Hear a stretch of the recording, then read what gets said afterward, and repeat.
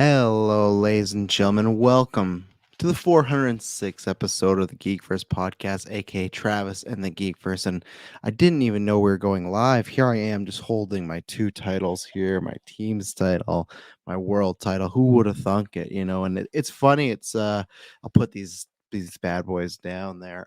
It's funny, I saw Clay in the live chat already, which I'm going to address tonight, saying I'm 30 minutes late. I don't remember, addressing any time. That's the thing, Clay. When you have kids, it all changes. But I never promoted any public time. So again, you and Mr. Hines like to spin your little web. So we're gonna get there. Don't worry, we're gonna get there, ladies and gentlemen. So I hope everyone listening to this is doing well. As always, head down the description below. You can find everything we do on Twitter and Facebook, and that's why if I were to promote a time, you'd see it there. But I didn't see no tweets with time. I didn't see no patrons ask for a time. Sometimes this type of stuff just happens. You can check out the Suicide Squad review. Thank you very much. I just did that on what was that, Friday? I guess late Friday, whatever it was. That's done very well. So thank you very much. Check out, I dropped our Guardians of the Galaxy retro from a few years back. Still one of the best movies out there. Let's Sub says I've gotten my first 2 followers on Letterboxd after I made my DC ranking. Good for you, Subs. I still never made it public. I guess I just don't need I don't I already get the podcast. That's my nice little sanctuary. But head over on Twitter and Facebook. And when I do go live or we go live, who knows? Maybe Geek First never coming back. The ratings are just going through the roof, everybody. That do I need the people? I know we'll get into it in the future, but you can check out the Suicide Squad review. Check out on Patreon. I just dropped the Dexter retrospective season 1. Gonna be doing all the episodes and seasons for that coming up. So stay tuned. But that is on Patreon, ad free and early. If you cannot support us on Patreon, where you get ad free, exclusive, and early episodes, just head over to Apple, specifically Apple Podcasts, but anywhere. Subscribe on video, subscribe on podcasts, yada yada yada, all that good stuff. But a 5-star written review on Apple Podcasts. That's the one that helps us a lot, helps us with algorithms, all that good jazz. So we would very much appreciate it. And thank you very much if you do that and help support us in that way. What else is going on? You can check out the 4 podcast feeds we have: the review feed, the news feed, the retrospective feed, or just this main feed right here, the Geekers podcast, that has every single thing. But the other feeds are good for going to catch up things and stuff like that. I will be reviewing What If. I think the first 2 weeks is just me, so I'm going to be doing that. I think if there's any news, I might do like a quick newscast tomorrow. Try to make sure I'm all staying up. But I'll be reviewing What If. The first episode's the Captain Carr episode, and I'm very excited. I think if you've read comic books, you've kind of dabbled at least in What If at one point. If you haven't, I really recommend it. They're just fun stories and everything like that. So definitely check that out. Check out the Geek Called Alliance Network, our podcast network. 8 shows, 6 days a week. They just had their Suicide Squad review, and that's doing very well. And I'm not fully done it yet. It's hard to listen to podcasts with Clay and Travis on there. There's so much shade going on nowadays, but go check out that. Let's see. I don't think there's anything else I'm missing. Newscast Galore is coming up, stuff like that. So just subscribe and you get a bunch of stuff. So we got a few things to talk about. We're going to talk about the Suicide Squad box office and the streaming numbers, okay?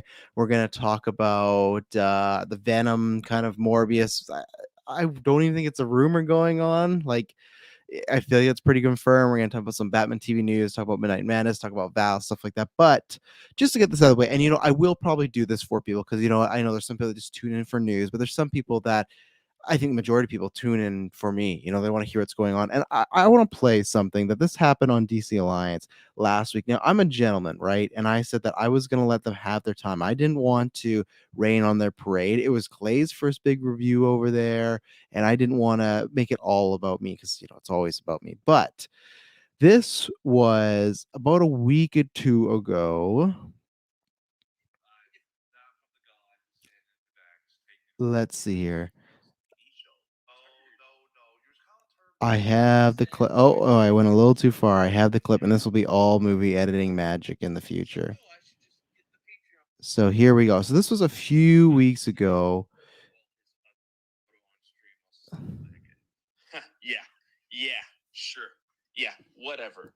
Oh, speaking of, since he's in the chat now, I will go ahead and say this. Snell is doing a really great job over there at Geekverse. He is holding down the ship while his other co-hosts are gone and away. but my God, does that dude have a freaking ego?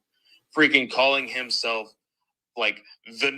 this is now the Travis era of the Geekverse, and basically telling everybody on his early morning stream that he doesn't need any co-hosts, that he could just basically throw them away.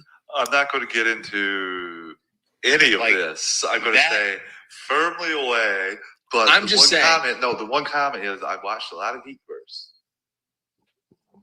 If that before wasn't the era of Mr. Snell, I don't know how much more we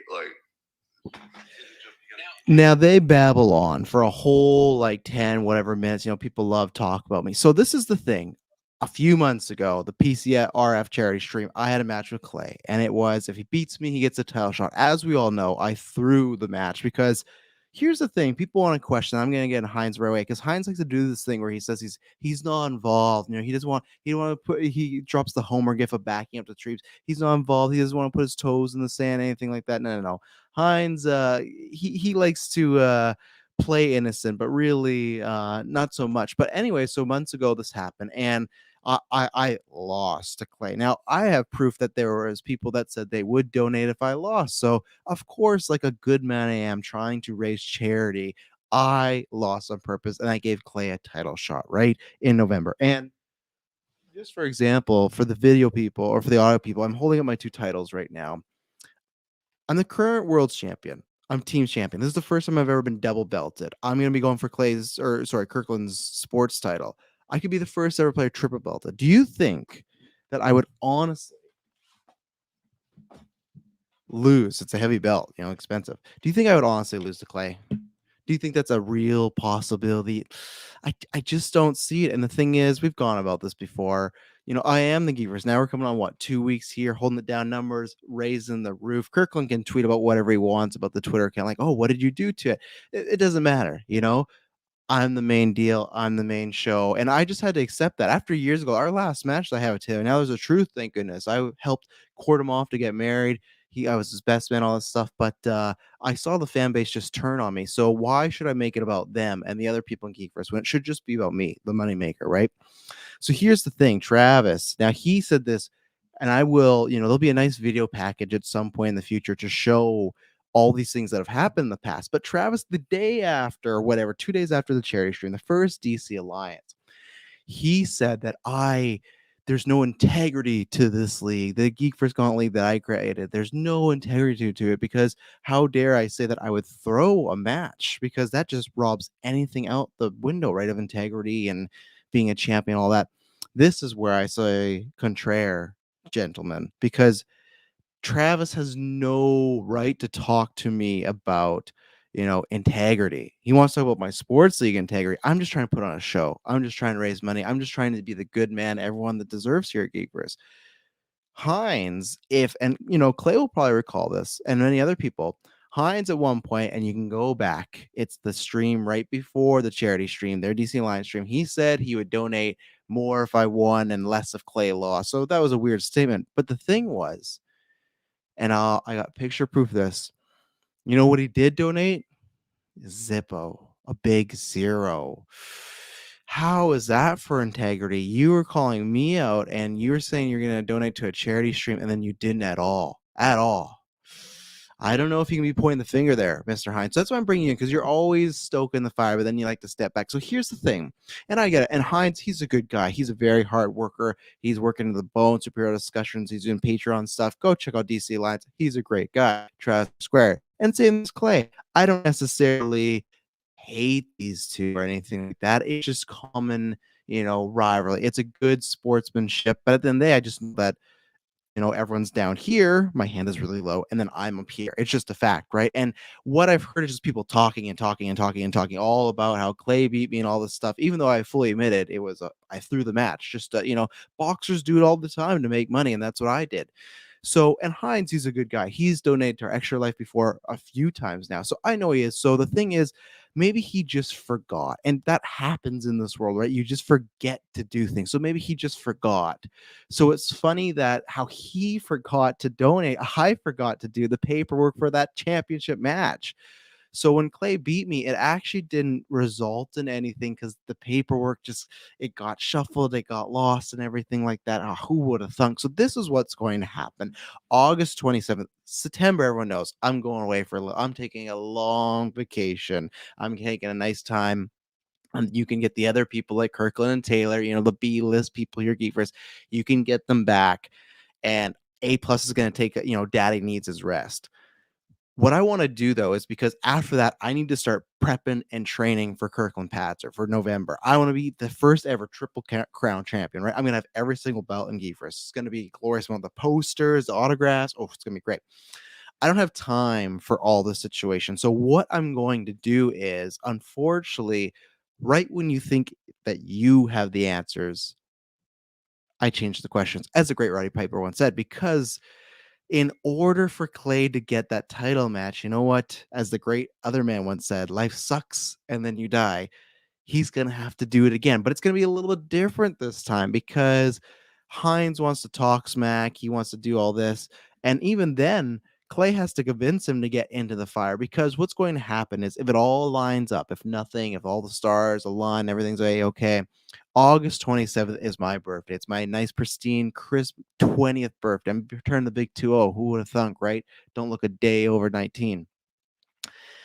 I'm challenging Clay and Hines to verse myself and my current team's champion, Taylor Field, in Rocket League. The same game we did. The good thing is it's cross generation, it's cross platform, and we can all play together. How fun is that? So just like Hines forgot to do some things, unfortunately, Clay, you're gonna have to suffer for your partner sins because I forgot to do a few things. So August 27th, if it all works out, if all the I's get dotted, all the T's get crossed, it's gonna be the birthday batch at the Geek First Gauntlet. Myself and Taylor versus Hines and Clay, and they don't even know about this. And that's the best thing. If they don't accept, they can't make it. I guess there's just not going to be no title match. So I look forward to next DC Alliance to hear what these posers want to say. These guys that just, they want to be in the limelight so bad, so they snatched to my coattails, but it's just not going to happen. So, gentlemen, the soccer ball is in your court, and me and Taylor look very forward to. He's going to be well rested. He's having a great time on his honeymoon. We wait for your answer, but just like as far as Clay says, you need a teammate to win. Fine by me. Oh, I don't need a teammate. It's just that I like Travis or Taylor. He won in us. I got text proof as far as he was going. You know what? I would very much like to teach these two a lesson. So you know what? We're ready for anything. We're the Wolf Order. You guys don't even know about the Wolf Order, but you know what you don't know about people out there is why did Suicide Squad not do that well? Now, here's the thing, and this is where we get in the news and everything like that. Thank you for indulging me on the haters, always after me. I appreciate everyone that's listening right now. Hashtag the Travis troops, everything like that. You're good people, but it's funny that where we are in the situation now, a few, I don't know, a year and a half ago, something like that, Birds of Prey came out, right? That didn't do well. And every podcaster, including myself, had this whole podcast and list as far as, hey, here's the top 10 reasons or top 5 reasons why it didn't work out, and blah, blah, blah. And it's like, I'm kind of in a similar situation here. But I think with this, it's a lot more known as far as I'm not going to go in depth in all these topics because there's one that confuses me a lot more. And I talked with the aforementioned, Hater Clay and other people about it in our GOA chat. And it's just funny as far as the streaming numbers go. But with box office projected was like 30 to 40 million. It came in with 26 billion. Not great, right? But what are all the reasons we have? The pandemic, it's on HBO Max, you can torrent it. I still think Suicide Squad, the first one not being a great movie, hurts it. Hines, the other hater number 2, will always bring up to me like, oh, well, it made $800 million, this and that. It definitely was a hit, but I think it was a hit for the DC universe was just starting up. You had Joker, who is a massive box office draw. Sure, it was PG-13, and I just think that it hit at the right time. It was a fun movie. It was not a fun movie. It was a fun movie. But I do think that you look at there's certain films, Transformers, Matrix, BVS to Justice League, drops do happen. And again, I'll always say the drop from just BVS to Justice League was not because Zack Snyder wasn't directing. The public did not know about that opening weekend. They barely even knew about the Snyder Cut till we finally got like a month before. Like, what is this? So all in the game says 185 million production, 100 million marketing budget for Radar movie is pure underrated, all unadulterated madness. Well, and here's the thing on the game. That Variety article said 100 like $100 million minimum marketing, and I believe it's higher because if you've like listened to, no, and this is not the case with all movies, especially smaller movies, but the big blockbuster movies, most people say like you got to take the budget and at least double it, sometimes even triple it, but at least double it. So even if you take it like that, like like it's not great. You're already at 200. Like I'm not gonna do math here right on the spot here, but like yeah, 185 times two. You got a budget. Fuck. If that budget's time two, you got $370 million, and it's tough. And that's been a big thing, right? Of people talking about maybe Hollywood movies and big blockbuster movies having budgets taken down. And I do agree to an extent that that's the thing where it's funny that Birds of Prey, and I don't know what Birds of Prey's opening was, I can't remember, but I feel like it's kind of similar. Let's find out here. But Birds of Prey is much cheaper. So let's say if there was no pandemic, right? And you have similar numbers here, even if Suicide Squad was a little higher, because of the or because of the budget, it's not going to be. So it made 200 million or 201 million world or domestic, or no, that was worldwide. So anyways, I was saying that the Birds of Prey, even it makes a little bit smaller, its budget was 82 to 100 million. 85 million, maybe 100 million less than this movie. So again, it might seem like it's, oh yeah, they're on similar playing field, but at the end of the day, Birds of Prey I think is going to open a lot more. And just as I see it, Clay, who's trying to get back in the good graces, he screwed up, but no, Clay said 33 million box office first weekend. Thank you, All in the Game and Fanboy Clay, for typing a lot faster than my phone here. So not great. That is what do we got there? 26, so $7 million more than Suicide Squad, but again, smaller budget. But yeah, the pandemic, it's still an issue, right? And that's the thing where it's interesting because I hate the tweets. I just hate the tweets so much, and the social media commentary of, don't judge a film by its box office. You can love, it doesn't, it's like, look at people equating box office to a good film. Now, okay, there is probably a percentage of dickwads that do that on Twitter. Now, they are either very young, uneducated, or they're just trying to stir shit, because I feel like there's two conversations. Like I always have this for me. It's like the first few days is about the quality of the film, and then after is the success rate. And people always say like box office shouldn't be in the conversation.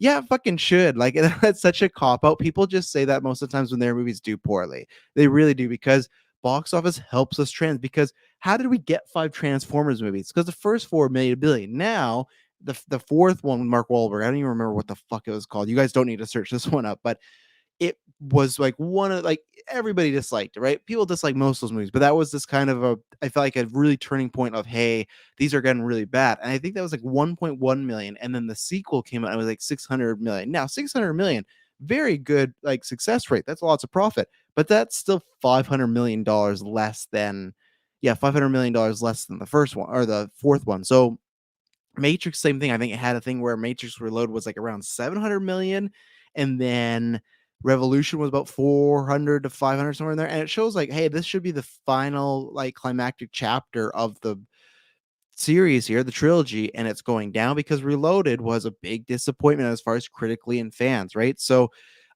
it's box office does, and streaming things does tell us something. So that conversation, people just don't, they've had a film that they love and it's done poorly at box office, so they don't, and they probably got trash, and lots of people, it's people that love BVS and they hate that, or Justice League, that's always a disappointment because of BVS. They matter because of trends. They matter because of sequels. They matter. Okay, what is Hollywood looking at next? What is Hollywood maybe unfortunately going to try to copy and stuff like that? So anyone that tries to tell you like don't talk about box office, no, don't, like, those are weird people. It's the same people that to me are like, you can't talk about Marvel and DC. You can't compare them. Like, I get people's sentiment, and I don't mean like in the war sense, but it's like you can compare them. They are similar. They are comic book film franchises making movies, like it's the same. Like, you compare sports teams, you compare wrestlers. Like, it's a weird thing. People just, the reason they don't want you to talk about certain things or compare certain things is because they don't have a good argument for it, because you got actual facts with some of these things. So the box office did wrong for a lot of few reasons, right? And then the other one, it was, as far as, it's funny, we were talking about this with Birds of Prey, and I was like, oh, is this the case? And I do feel, because people brought up like, oh, you don't have that many characters, but it is still interesting as far as, I don't think it was going to do. I didn't think it was going to do great. I honestly think it was always going to do less than the first Suicide Squad, just because like I said, I think that name's kind of sullied in my opinion. But you have this film that it started to come out, especially in America, when the Delta cases, even here, but in Delta cases, are really rising. We talked about this in GOA. It went from 9,000 cases to 150 in 2 weeks, 150,000 in 2 weeks. That's fucking nuts. So again, and there's this whole thing about people getting vaccinated, not getting vaccinated, people, if they're worried about it, not worried about it, doesn't matter. There are still people that don't want to do it, especially right now. It's like you look at some of these things where it's like kids are starting to really get, like, I think it was, I can't remember where it was. I don't want to shut down and be wrong, but it was something like that, 3,000 and the 6,000. It's just like, this shit's getting scary, especially when this first thing started was like, oh yeah, young kids, like they might get, but they're pretty immune to. But it's like, if that's the problem with variants now, it's like these things adapt, right? So it's a scary time, and I get why people don't want to go out and everything like that. It's like, I did this wedding this past week, and that was, I think it was in the guidelines, it was like under 50, it's like 43 or something, but it's like, okay, that I did that. I'm double vaxxed, had to do that for the best man. I was there for it. But like after that's like, I'm good to stay back at home or go to a beach where I'm alone and stuff like that. And I'm even double vaxxed, but just the fact of just, it's never great outside, being outside, and it's like you're worried about being outside, right? So hopefully cases all the way go down. But when you're talking about like Black Widow and Fast Nine, yes, those aren't radar. So right away, it's a different playing field. But also, the cases were much more down. Those movies came out when it was like, oh, we're on the upswing. Life's getting better. It's all going to be normal in a few months. And now it's like, right, not back to square one, but it's like talking about fourth waves or third waves, all this stuff. So you can't compare a movie to a few weeks ago because it's completely changed. Every month or two is changing, unfortunately, with this pandemic, and it sucks, but it is, right? So you got to take that into account. It's the same way too. Other than Mortal Kombat, we got Mortal Kombat, Green Knight, The Forever Purge. I don't think there's any big, massive radar blockbusters you can compare to this. Now, this is where we got to get down to, okay, grading with a curve, right? As far as what is a success, what is, like, is it bad? And there's so many, I do hate the headlines where it's like Suicide Squad flopped. It's like, yeah, okay, on a technical level, yes, the same way Black Widow looks like it's done very poorly because it's like, what, almost only 300 million. But look at the grand scheme of things. And another thing, like I was talking about, referring to, is with Harley Quinn, it's interesting, right? Because you look at this film, and this is where I want to get to the numbers that I feel are more we could talk about. Because box office, there's so much that goes into that, right? And there's a lot of asterisks that go into this next conversation too. But so HBO Max, I can't remember the president of it or the runner of that, put out something with the Hollywood Reporter, and even Soma TV backed it up. So at first it's like, okay, you never know with something, especially when it comes to Warner Brothers. Are these people bullshitting, or are they telling the truth? Who knows? But he had come out and said it was the second most watched day and date release for HBO Max this year. Couple of days we get some numbers. Sorry, you got no numbers, which it's just kind of a meme now, but you're not going to get those numbers. So as far as the day and date, I think they said second, and it was like, I think it was like Wonder Woman 1984, Godzilla, King Kong, this, and then Mortal Kombat. Now what's very interesting to me is, so it was not to me by a little bit. It was the fact that you even got box office, which when Mortal Kombat came out, it was still a time too where cases were high. So I feel like they are as close as you could to comparable. That had $23 million opening weekend. This is 26. It only had $3 million more, which again, you can say pandemic. So okay, fine. Take out the box office. HBO Max, I don't get for sure. I really don't get at all. And all in the game says surge of cases not looking good for big, or good for big sanctuary box office. No, that's something that I'm holding off because I don't know if I'll talk about it till next week. I'm sure check out Marvel Alliance because they'll definitely talk about Thursday's the investors call, and that's the big. Are they going to delay it? Are they going to reveal premiere access? I think, unfortunately for Shang-Chi, is that's going to be the guinea pig for just theatrical only. They did a Marvel movie with Black Widow of PA and theatrical, and then Shang-Chi will get the just theatrical. Now, it may bomb or not do well, and then they might have Eternals. Let's just like fantasy book, right? Eternals, Doctor Strange, Multiverse Madness. Let's say the next 2 to 3 Marvel movies, not counting Spider-Man, they'll have P&A advertise whatever P&A available, because it's the same thing as like we still don't know. Yeah, they're not getting box office returns, but how much more money do they get from that P&A? Like we know 100%, but I mean, like, is it enough to justify not returning to the theater? But I think this is why it's a test, but it's also if cases go up, especially with winter, it's like with outside now in summer, you can do more things, you can be spread out. With fall, winter coming up, that's when people are bundled up. They're not doing these activities. People are gonna be fucking shopping for Christmas, which is like, man, go on fucking Amazon or anything. We have online stores, and I don't mean that for like small pop mom and pop crop shops, but it is tough, right? And it's tough when you have a lot of people that are not kind of going with the flow, in my opinion, and ruining things. So yeah, Shang-Chi, I feel like unfortunately is going to be a guinea pig because they keep releasing posters. They had Simu Lee, I think is how you say his name. He was standing in front of a billboard in New York City with that. I don't know. It's to me, it's very interesting, and that's not ScarJo, and that's not a character well known. So I feel like it's a lot of people could go, I can't see it at theaters. I don't really know where this fits in. It's a newer character. I can wait. It doesn't have like Doctor Strange Multiverse of Madness, where it's like this is gonna have it's a sequel to a character we love and maybe a big ramification going forward, right? So yeah, not looking good, but we'll see. So anyways, maybe let's take our first ad break and then we're gonna get into the HBO Max streaming numbers because that's the thing that I think you can at least compare and go, hey, what the fuck is going on here? So we will be right back after our first ad break. All right, we are back. So, anyways, as I was saying before, they released these streaming numbers. Suicide Squad #2. Now, in a sense, I was talking about this with Brent. It's good in the terms of DC because it's the biggest DC thing they've put on HBO Max. So that's good, barring Justice League, because all we have is if you go by Samba numbers, like as we've said before, there's asterisks there, but they, as far as Warner Brothers, never released the Snyder Cut numbers. But Samba, who released numbers today that kind of lined up with what they were saying, they released their numbers. So if you believe them, even Suicide Squad was higher than Justice League, right? More people streamed it, watched it, whatever you want to say.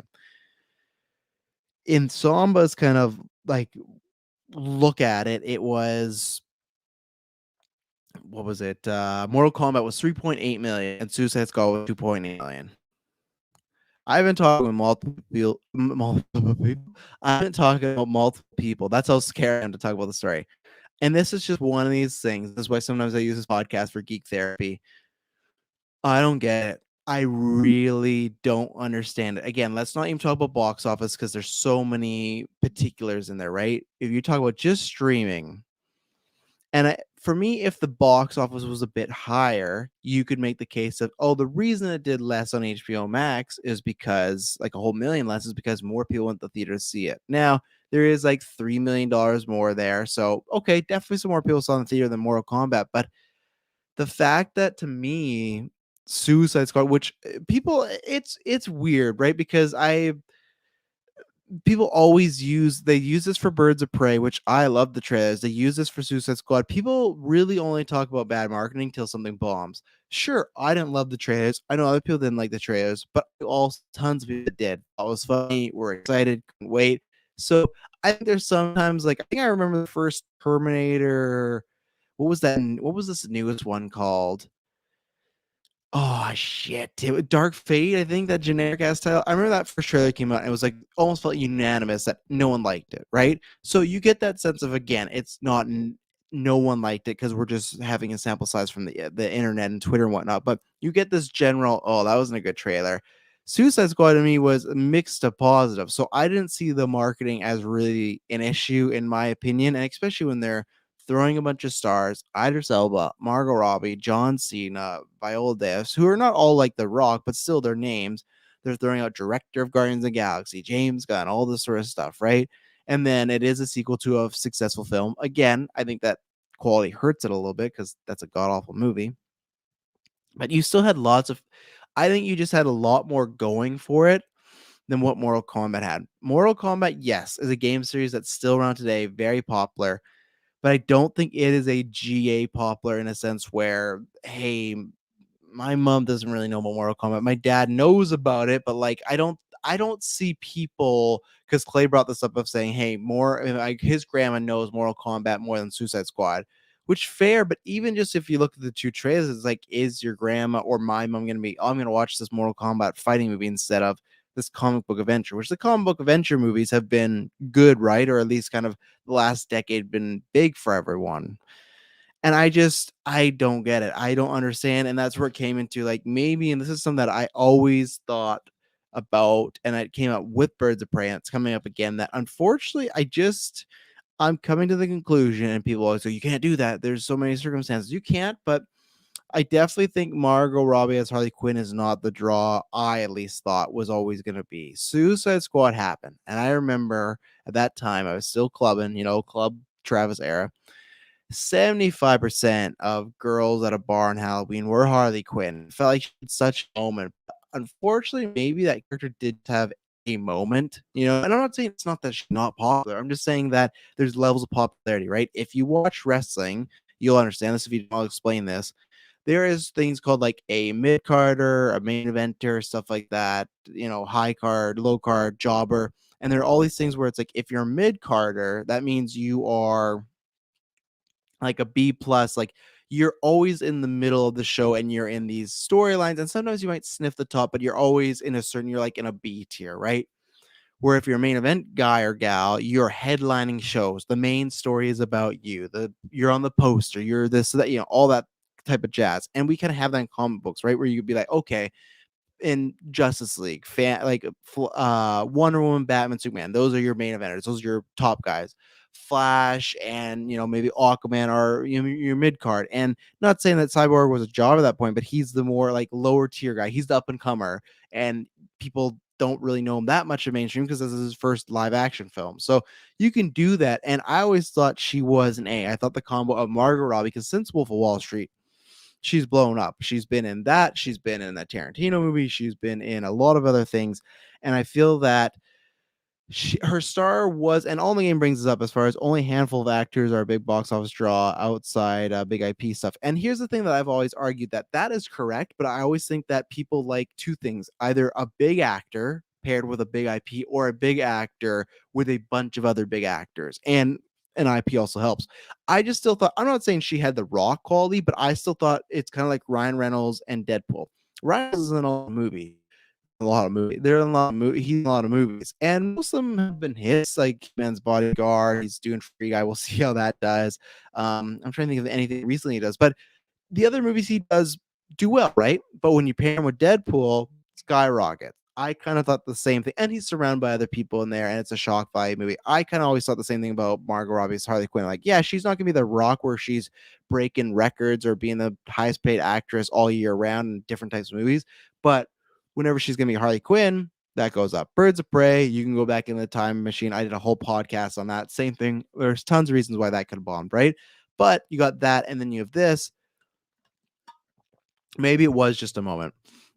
Maybe people don't care much about Harley Quinn and Margot Robbie as much as we thought. They care about her, but not enough to really invest time, which sucks because before I always liked Harley Quinn, but now, especially after Birds of Prey, she became one of my favorite characters. I don't know if she's top 10, but it really clicked. I love Birds of Prey, still my favorite DCU movie, and it has a lot of like personal meaning to me, so that's probably why as well. But overall, I just still love the film. But maybe she is just a B plus, always going to be a supporting player, which is weird to say.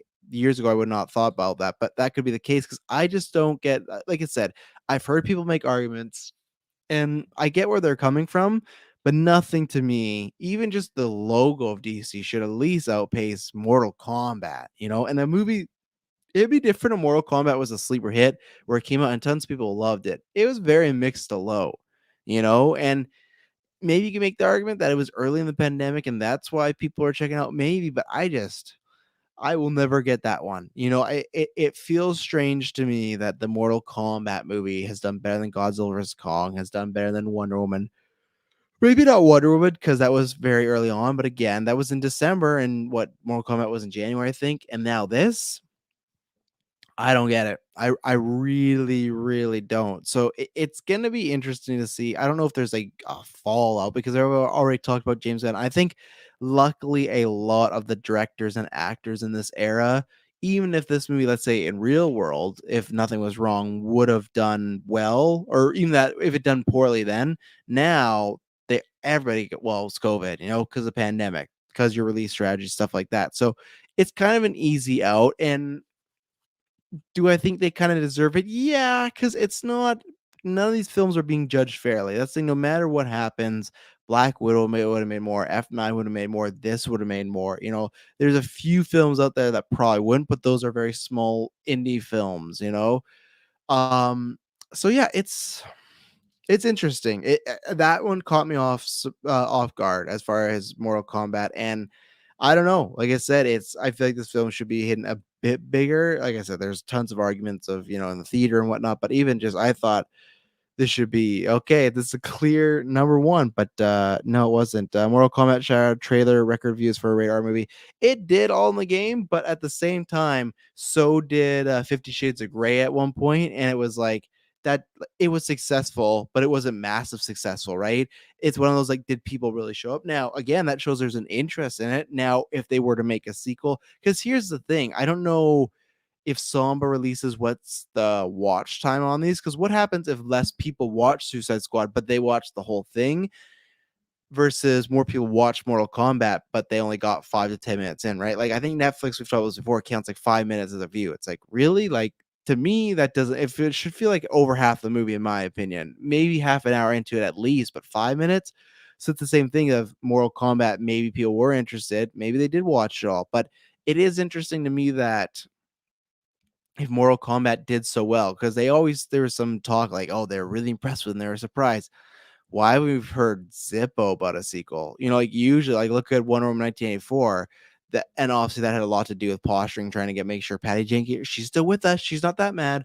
But like, if it did so well, why is there no sequel? Is it just a state because of Discovery bought them? Is it a state they don't know what they're doing? I don't know, but yeah, Mortal Kombat being Suicide Squad, I'll never get it. I'll hear a bunch of pitches, but maybe try your best on Twitter, Facebook, or the GV Discord. Let us know, and we'll drop you a link and you can join. Please let me know if you have a theory why you think it did better. Hit me up, because like, sure, Sonic was a hit, but it wasn't that big of a hit. Pokemon, which is way bigger than Mortal Kombat, was not a hit. So it's like there's bigger franchises. So it's not like, oh, this is the first video game franchise. There's bigger franchises out there that have come out with video games and not really done much. So I don't know. It's an interesting time, but I would say that overall it's not great for Suicide Squad. But if he is working already with Warner Brothers for more DC stuff, it's a sunken like cost or gain, because well, they want to keep him around, right? He's gonna go do Guardians and then he's gonna come back and do stuff here. And it's good to keep, because I like Suicide Squad. I'd want to see more of him directing other DC stuff or of this world, whether it is a Suicide 2, obviously some of Harley, who knows? Obviously, Peacemaker's coming out in January. I'm very interested to see how that does and what it's specifically about. But clearly they like gonna end this universe. They've said he's come back, they gave him a spin-off, so we'll see. Talking about universes, Sony Universe, the Spumpnik or whatever the fuck it's called. So this is just a quick one, but it was the producer of Morbius. It was a producer or director, actually. Let me see, because I know Chris shared it, and I was just like, oh my god, this is just too funny. But let's see. Tom Hardy, Morbius. So either way, whoever it was that was talking about this story, they were talking about like how great it is to work on a Marvel film, right? Like they were like, "Oh, you do all these things." Yeah, what's the director? Daniel Espinozo, Espinoza, Espinoza, Daniel. Before I keep butchering your name, this was the full quote. When you look at the schedule and read names like Michael Keaton, Jared Leto, Tom Hardy, then it feels very cool and very exciting. He was talking about on the day of shooting stuff. Now, you could say this is like their worst kept secret that they're going to combine the universes. It's true, but it's still interesting for him to drop that. It looks like it's for sure happening. I think the more bigger question is what's going to happen with the Sony and Marvel stuff or the MCU stuff. Is that going to cross over? Or are they just going to kind of treat them like Marvel and Netflix? I hope they treat them like Marvel and Netflix, because you know me, I do not like the Sony universe. I don't like the concept of it. But as far as Tom Hardy being in Morbius, the good thing about Eddie Brock as a character. He is a reporter, so much like it seems like that's the setup with Cleus Cassidy. He can kind of go anywhere. That's the good thing where if he hears some about vampires, he's gonna look it up. If he hears some creepy experience, he's gonna go look it up. So he works that way. How would he be in this film? I think the fact that they've shown us Michael Keaton already, I feel like that can't be an end credit. If that's an end credit, actually doesn't surprise me because it's Sony. Before Warner Brothers was like the one that made all these mistakes. And sorry, I'm yawning there because, as Clay did point out, I was trying to start a little bit earlier, but that's what happens when kids can't sleep, and you gotta batten down the hatches. Go, you're going to sleep, and I figured it out. But you gotta lay down, and you get a little groggy and whatnot. But I wanted to do this because tomorrow's What If, and oh boy, that's all my attention's gonna be on What If. So I feel like, yeah, Sony before Warner Brothers was the, lol, you did this, you idiot, stuff like that. So if you were to tell me, hey, did they show an end credit in the trailer? I wouldn't rule it out. They showed the ending of the movie in the last one with Venom, the whole "We Are Venom" and "Turn the Wind."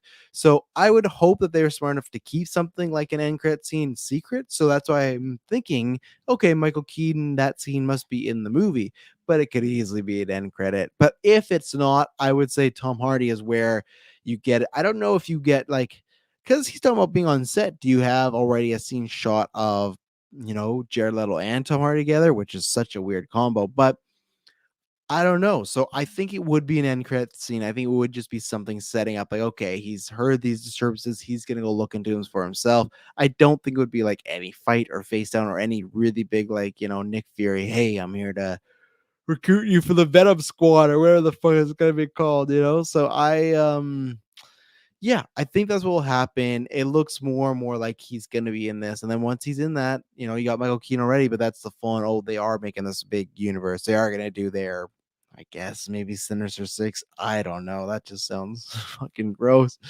with this. But who knows? Maybe Venom 2 will surprise me. Check out my trailer review last week, and maybe Morbius is better than we think. But it sounds like he's going to be in it. So yeah, we'll just have to wait and see. So let's take our second ad break before we continue with some good old news. Let's talk about some Batman after this because I'm excited about Batman as always. And we're back. So this one's just a small one. As Chris always points out, my favorite Scooper is Illuminati. I have literally no problem with them.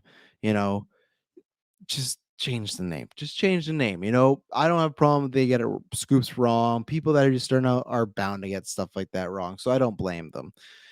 They had put out, and this is, like I said, just a minor story, not much to go on, but I thought it was interesting that this Batman spin-off show that was originally kind of people thought it was going to be called Gotham PD. It's going to be about Batman's first year, and not about Batman per se, but about Gotham, his first year dealing with it, and the fallout or the city going through all this. It's apparently the working title for it is Arkham, just Arkham. So it's very interesting because I feel like what they're pitching does not fit Arkham because I feel like, and maybe it'll change, right? We've seen that before where, oh, there's a pitch out, and then once we get to the actual product, you go, oh, this is what it actually was. So Carl says, oh, great, Travis, you're live. What's his nut job podcast called again? Oh, yeah, I'm supposed to give you some information, huh? It's called Cryptic Clues. You can go check that out. There's 4 episodes live. They got a Patreon. It's him talking about Bigfoot and fake like urban myth gorillas and Ogopogo and all this stuff, but Cryptid Clues is the podcast, and it's an interesting listen for someone that I won't say myself's a non-believer, but has to make a lot of leaps to believe them. But Taylor and Ruben, been friends for a while. Very, very. Ruben was also groomsman. Very, very fun chemistry. So if you're interested in that and all, go check out some of that stuff. See, I'm a good podcaster. I promote my friends out there. But anyways, it sounds like if you're dealing with the first year of Gotham, if the show's called Arkham, sure, that could be the first year of Gotham, but that would feel like it's more centric to Arkham. Now, I think people have pitched this before, and I have thought about this for a long time. I really want this. I'm not going to say, oh, before people were pitching, but at least before I had heard it. I do at some point really want someone to do, and people will get mad because they'll be like, oh, they just did Taxi Driver Joker. I don't care. It was a fun aesthetic. You don't need a full-on copy. I don't think Joker's a full-on copy. There's some differences there. Quite a few, actually. I, at some point, do want them to get around doing like a One Flew Over the Cuckoo's Nest in DC, to have a bunch of criminals from Gotham in there locked up, just going crazy, losing their minds, seeing the different dynamics. I think that'd be tons of fun. But to me, if the show is actually called Arkham, that changes the dynamic a lot, because I feel like Arkham would be key. Maybe the people that are our main characters work at Arkham. Maybe it is. I would love it if it was like actual people doing psych evals. There was a really good YouTube series of this guy that did like a Joker interpretation, and it was something like the Arkham Files or something like that. And he did some really good stuff there. As far as fan made stuff, really well done. So we'll see. It's interesting. That caught me off guard because it's just like Arkham. All right. And I'm not opposed. I think Arkham has grown in popularity because the games, because of the Arkham comic book, but I feel like it should be more synonymous. People should be more aware of it, almost in a frightening way of like, hey, if you see Arkham, like it should be something like a Tatooine as the stars. It should be like how Gotham's already to Batman. If I say to my mom, what's Gotham? She knows it's from Batman. If I say what's Arkham, she might get there eventually. But I don't know about Clay's grandma, but she might get there eventually, but it's gonna take a little time. I think Arkham specifically has so much potential, and it's only been scraped a little bit in live action Batman. It's not even touched. The video games are just, oh my god, so good. That first game is perfect. So yeah, we'll see. I won't I was It's funny, I was just thinking about this recently. I was like, we've got no updates on this, and that worries me. So this is like a mini update. It's not an official update by HBO Max, but we do have DC fandom coming up in October, which I can't wait for. We're a few months away.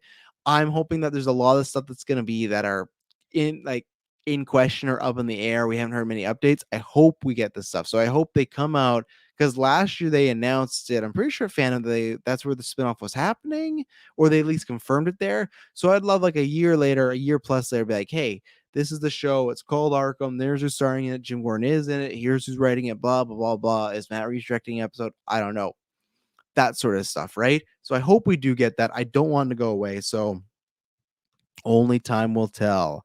Let's see. Midnight Madness. This one, it's a trailer. I don't have much to say other than it's unfortunate that I've never gone to review these. It's just never worked out. And usually when I'm done them, it's been like so far past the point where if you do a podcast, you know this. It's lots of times, unless you're one of these big established one, time is money and time is downloads. The older you put out something, the older that podcast is, unless it's something like, that's why we do retrospectives, because that's specifically, hey, we're talking about older films, maybe that are usually at least 5 years old. We're talking about trivia, all this stuff like I'm just doing with Dexter right now. Come check it out. It's a fun time.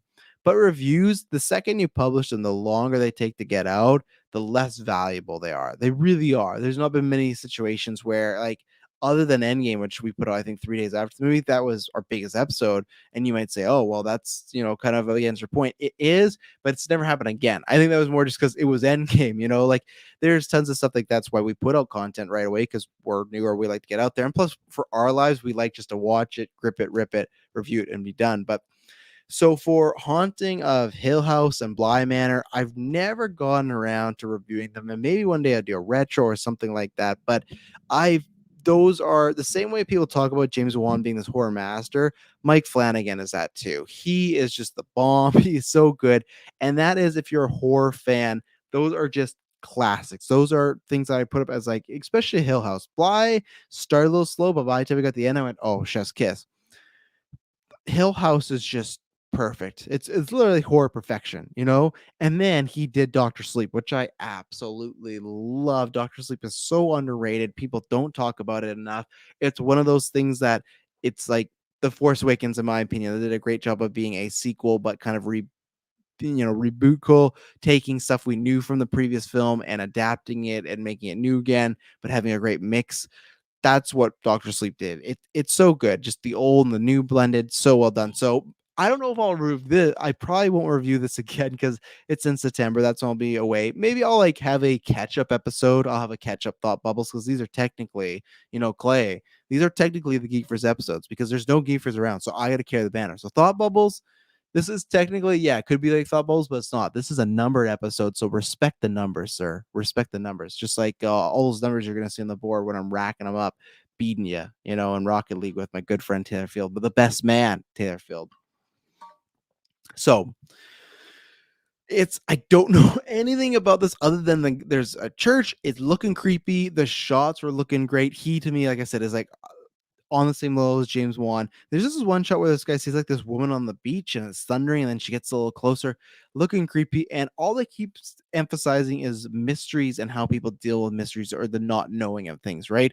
Looks like there's gonna be supernatural aspects, or at least maybe some like hauntings of it. I'm not sure. You have Raul Kula, I think is how you say his name. I do really like him. You have the woman, I can't remember her name, but she's Mike Flanagan's wife. She was in Hush. She's been in Bly and Hill. She's a fantastic actress, very, very underrated. And it just seems like it's about a town and there's some mystery stuff going on and something's not right, and that's all you could say. And that's all I would need. I trust Mike Flanagan, so I'll be definitely watching this. I'm a huge fan of him. And this is where I'll say, as far as how I've not reviewed it, if you like horror and you've not seen Haunting of Hill or Bly, give that a shot. If you didn't give Doctor Sleep a shot because, for some reason, give it a shot.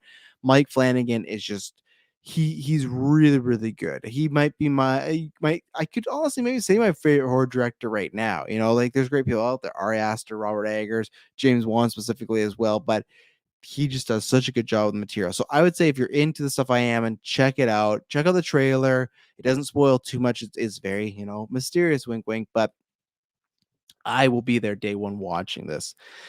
The other thing I was there day one watching, and I think this is the last point of the night, was Val. So Val, this is a review. It's a minor spoilers review, but it's a documentary, right? You know about Val Kilmer's life, and that's what this is. It's on Amazon Prime. If you have it, go check it out. Even if you're just a little bit of a fan of Val Kilmer, if you like anything his work, it's worth it because he's such an intelligent guy. He's such a thoughtful guy, and that was always known for years, right? And I talked about a few weeks ago why I have this like connection to Val Kilmer. Me and my uncle, and we are, definitely the less better looking than Val Kilmer. We're not on that stature. My uncle's way more like look like him than I did, but our whole lives we always got, oh, you look like Val Kilmer. You look like any celebrity, like you look like Val Kilmer. My fiance's best friend, the first time I met, like you look like a young Val Kilmer. So he's always got, so he's always born that joke, and I loved him. It's funny that he became Batman and stuff like that. So learning about his career and everything, as far as he is a thoughtful guy. If you knew much about him, he had lots of problems in Hollywood, being very kind of hard to work with, but it was just that he was such a master of his craft and wanted to get it right. And they really get into that, and they get into a lot of stuff. Obviously, this picks up, it goes all of his career, but when it picks up in present day is not too far after he's had his surgery, as far as he had lung cancer or throat cancer, and he's basically lost the ability to talk. He can talk, but he has to plug his throat, and it's very, I'm not trying to um I'll make fun of him, but it's very like I'm sure like it's hard to understand him. Now I have seen some videos with him recently. Is his voice ever get back to the regular way Val Kilmer's voice was? No, unfortunately that just messed him up. But he doesn't, I don't think, have to put his finger on the hole. It sounds a bit more clear. So I think over time and more work, he will get better at that. But there's many times in this film that you have to watch with subtitles because it's just the unfortunate nature of life. And it's an interesting story as far as how, like, there's stuff I didn't know about him and stuff as I don't want to spoil, but some tragedies in his family and how he's kind of the way he is and how he met his wife, which that I did know, but what happens with the divorce. And there's a segment on the island of Dr. Monroe. Oh my goodness, that was really good because this is a movie that like has Hollywood like hell all over, like switches of directors, reshoots galore, cast unhappy, and you can tell. And like he gets served divorce papers on this set, and it's like, yeah, this is really the set from hell. That's really worth it.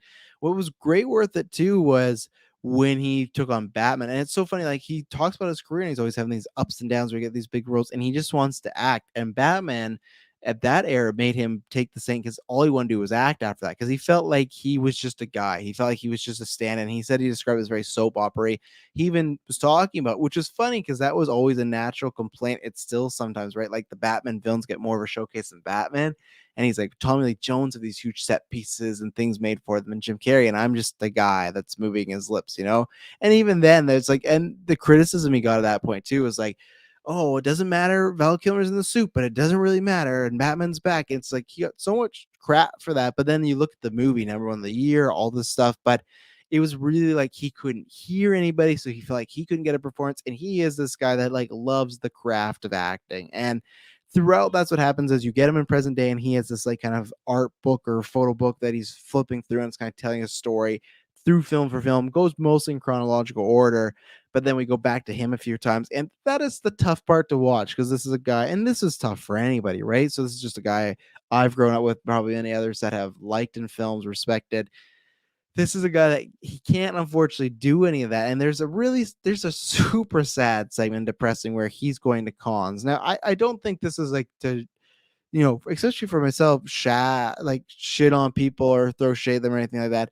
That's just personally not a thing that I do. I did, I think, when I was like a kid, but it's nothing that really interests me, of paying money and like going to have a quick interaction with Val Kilmer and then, sign, that's it, go. And especially at this point, it sucks because like he's in this line. This is probably maybe a year or so, something after his surgery. He's very down and out. He's getting tired, and he's like, "Oh, I need a break." And he sits on a couch that is just like in the room where he's signing. He asks him to bring over a garbage pail, and he throws up. And he goes to take like a little nap, and then he comes back, and just people like, I know they're being nice, but just like, "Oh, thanks for coming back, Val." And just like, he even says that for him, he doesn't cast against other actors, but he hates like that part of now what he's doing as far as selling his old self and nothing new.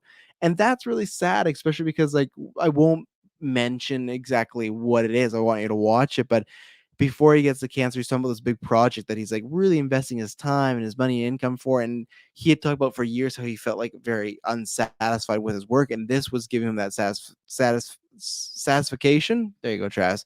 And it's funny because it's something about where he's playing Mark Twain. And man, they have some footage about him in because he's doing it like a stage show, Broadway show first. And it's somebody, I can't remember what exact setup is, but he'll go into the crowd and take these questions, and someone's like, he's like, "Ask me a question, anything about life." And and someone goes like, "Why are we here?" And he's like, "Well, you paid $70." But he just says like off the cuff. I'm sure he worked on it, but he was such an intelligent guy. Yeah, Only Game says he was great, and he was great in so much. And this is where it's just so funny that some actors, they just get swallowed up by like obscurity. There you go. Look at Brendan Fraser, who is having a comeback. Thank God he's in these things. Like, he's in Doom Patrol. He's gonna be in Dave Fincher's new movie. Or is it Dave Fincher? Oh, who's doing the whale? I think it is David Fincher. If not, it is. Oh, let me put it in, because that's gonna bug me. But he's also in Marty Scorsese's Rise of Fuzz, whatever the fuck that thing is called, with De Niro and Leo, the first time they're working together. So that's awesome. So, oh no, but Brendan Fraser, same case. He went away for quite a while. Oh my goodness, Whale, upcoming movie. Oh, Darren Aronofsky, that's what it is. That makes more sense, because I remember it was someone that's more classically like does very specific choices, right? But this is a guy, you look at his filmography. Like, let's pull up Val Kilmer's, because like I could list them off the top of my head. Like, you got Batman, you got Heat, you have Doors, all this sort of stuff. But let me get to his filmography right now and just go down it, because it is so impressive. And we were talking about this when Val, the trailer, has come out. Like, he was a huge star at one point. They literally said like he did Batman, and the day after that he went to go do Heat. And those like back-to-back years were like, okay, so Top Secret, that was very underrated movie. Check that out. Top Gun, which is very funny. He didn't even want to do it. Willow, The Doors, Thunderheat, Real McCoy, Tombstone, True Romance, Batman Forever, Heat, Dr. Ian Moreau, Ghost of the Darkness, which is that Tiger movie, The Saint, First Sight, Pollock, Red Planet. And that's when it starts to trail off, right? But those movies from the 90s, from like, when was that first one? From Top Gun, I'd say 86 to about, early 2000s. That's about 14 years. People are lucky if they have a performance or a great movie or a great role in a great movie one time in their career, and they kind of coast off that, right? And that's where I feel like Val Kilmer does not, and I hope this documentary does that. And it's a funny documentary. It's touching, especially when they talk about his kids. They have his son Jack narrate it, which is brilliant. Just such a good choice, because he does sound like him, but it is more in a sense of just like, it's this great legacy that even go to his son throughout reading it, and he'll laugh or he'll start to tear up. And it's great because when I saw the Amazon trailer, I was like, oh, I wonder who they got the voices. I get why he couldn't, but I wonder if there was a way like how did like I felt like it was a specific choice of what they are, what are they gonna do. And when I found his son, I was like, oh, that's perfect. And I hope he'll just get a appreciation because what a streak he had on. You know, he had multiple films that were huge: Top Gun, Willow, Heat, Batman. Those are all main event, huge like films that we still talk about today, right? And that's where it's great because it does get depressing, it does get sad sometimes, but the film picks it with levity or picks it with something interesting. It's paced very well. I don't know who edited. I know Val didn't, but he did like obviously cinematography because he shoots a bunch of stuff. Like you get to see Kevin Bacon and Sean Penn like very, very young, like mooning on camera and stuff like that. You get to see people, other actors in his acting class. And he's been quite a journey from his personal life to his career to kind of in flux of his career as far as like maybe getting cast out a little because he wants things better. There's even this conversation he has with an actor of like they don't really want good actors. They just want someone to come here and hit the lines right, you know? And he feels very unsatisfied, unfulfilled. And then he gets this idea of like how he's gonna fill his life up, but he has to like sell parts of his family home that he didn't want to. And it's just like, and again, you might look and go, oh, this is like a thing about a rich guy. If you're in like to film and actors, that's who it's for. Like, if you're gonna have that approach of like at one point he does have to sell a bunch of land, so go, someone will probably go like, oh, well, if I sold that, I'd be pretty happy. It's like, yeah, but this guy clearly has different needs in his life, and it comes down to a very sad. And I think that's the problem he has too. That he kind of felt like he had one more golden egg to lay, you know, like, and the Mark Twain stuff when you watch it, it's really good. It's not just like, oh yeah, I love Val and it looks like this could have been fun. Cause I saw the makeup at first, like, this could be cheesy. And then when I see him acting it and doing his sets and doing his play, it's like, man, this could have been something that really got him back in the limelight. And I think that really bugs him because he just won one more shot and he doesn't get that. But like I said, it's heart wrenching, it's funny, it's heartbreaking, it's fulfilling in a sense because at the end it does make you feel like, okay, I can go out and live my dreams, you know. And it does also, it you can tell he's full with a lot of regret. There's this one, here's like minor spoilers, but there's this one really, in my opinion, sad moment. I think he knows it's sad where him and his wife do divorce. He has Easter alone and he's not going to see them for a while. So what he does is he did an egg hunt alone and he like filmed himself doing it so he could send it to his kids. And holy shit, man, that was like, and I've had wake up calls before, but that was like, fuck, I would never want that, you know, like, God forbid. And luckily, I'm very happy. Me and my fiance love each other very much. And I feel like my days of being young and having problems, whatnot, are pretty much behind me as far as I've worked out all my shit. And just like that hit me because it's like that you can appreciate. It doesn't matter if you're an actor, doctor, teacher, whatever it is. Like if you were to be like, man, I can't. The only way I can be with my kids on Easter is sending them a video of me picking eggs. Like fuck, that's sad, you know. And that's where things even change in my life. I've told this story, I think maybe on After Night Geek First, where I legitimately, funny enough, now that WWE is a shit company again, it makes sense, but there's a few reasons where before I went really back and forth as far as what I want to do as far as like the wrestling gig and the film gig. The film gig is where I'm more going towards now. Obviously, Geek First became like a fun bump in the road, and now it's kind of leading to that. But that kind of I took a little detour here, but it's paid off. We've built something great, and we're going to be making films together next year. Hopefully, restriction. That's things that sucks. We announced that movie last year, and restrictions are coming back, so it's like it might get delayed a bit. But you know what? At the end of the day, I do want to do that. I want that's fulfilling. I'm a creative guy. I'm writing as much as I can. Like I'm very excited. Wednesday, I'm going to be starting a new script, so I'm excited for that. Some we're going to be hopefully filming in a few years. But at the same point, I don't want, and that's where some of the wrestling when I made a decision. And I know sometimes people travel and do things for film and whatnot, but those are guys that are on the road all year round, right? And when I see stuff like that, and even nowadays, it's like that's where I always tell you guys that's why I podcast late. That's why I only have a few people in the live chat. Luckily, hopefully one day my market is if you know people that love Geek podcasts and are insomniacs, send them our way because for me, it's again, I podcast later because I can talk about this at any point, but from 4 to 7, once I get home, sometimes, in that time range, that's when I can get the kids. Weekends, that's fine. I can do that stuff. But even weekends, I still usually podcast at night, unless someone's schedule doesn't work out, unless I'm doing a guest spot on GUA or something that's Eastern or a big charity stream. Most of the times I want to spend as much time with my kids as possible because luckily from whether it's people in my life or stuff like just even watching something like this reaffirms as far as one, like they're only kids for so long, and I know that person, but it's like they are only kids for so long. My daughter now, when I see her, she's just so tall.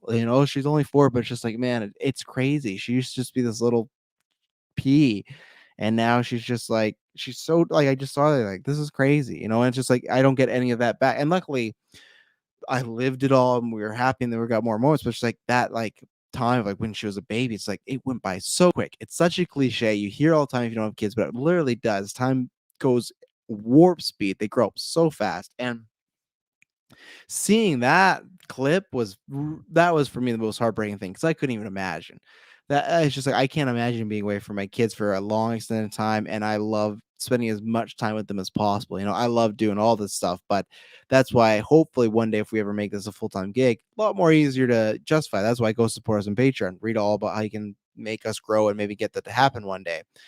But as far as when this is like a side gig hobby, the kids always get they always get the go ahead. They always get the first treatment, and that's one thing where it kind of seems like he's in this flux where he's trying to have this career, he's trying to have this great life, but he also has these kids where it's tough for him to balance. So it's a really good in-depth to the man in his career. It's very fun seeing some fun behind the scenes on majority of films. There's some that he just skips over, but the big ones that you want to hear about, he talks. You get to see his family life, and yeah, it's a good journey. And I feel like again, if you're only just like a little fan of Val Kilmer, it's completely worth it. So yeah, that's podcast. Just in a little bit over an hour now. Just a mini one. I'll probably be doing one more at some point this week. I'm not sure when, maybe Wednesday. I don't know. I'll figure that all out. Just look for the schedule because this week I got What If. I have Free Guy and Don't Breathe to hopefully come out for reviews as well. So lots of content. Still 3 more podcasts coming out this week. Again, a big thank you for everyone that supports me while doing this because yes, I am alone, and it's always nice to even have some people in the chat or sending questions. Helps me along, make some conversation. So, ladies and gentlemen, when you hear from me next, I promise you, it'll not be boring.